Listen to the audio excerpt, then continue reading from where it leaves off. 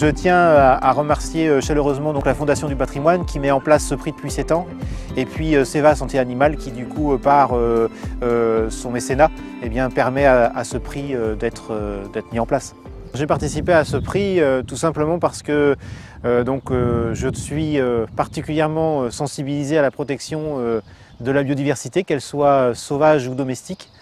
Et puis aujourd'hui je m'attache à la partie plus domestique et donc le lapin-chèvre, tout comme la poule de Barbezieux que j'élève également, font partie donc de notre patrimoine et je m'attache à essayer de le préserver. Puisqu'en fait c'est que depuis 2004 qu'on a officiellement reconnu le lapin-chèvre, puisqu'on pensait qu'il était éteint. En termes de standards, on est sur des animaux qui sont typiquement fermiers, qui ne sont pas massifs, on est sur des animaux qui sont assez allongés, sveltes, élégants.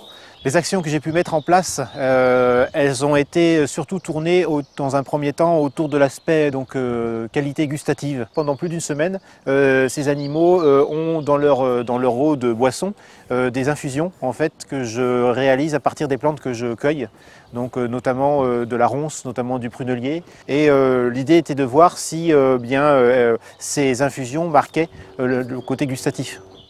L'idée également est d'utiliser, si je puis dire, ce prix comme un moyen de communication pour permettre de valoriser d'une part mon activité, l'élevage en tant que tel, et puis surtout l'animal, donc le lapin-chèvre, puisqu'aujourd'hui on est, je trouve, au balbutiement de l'élevage du lapin de qualité. Et donc du coup, plus on sera nombreux, mieux ce sera, autant pour le côté production que pour le côté conservation.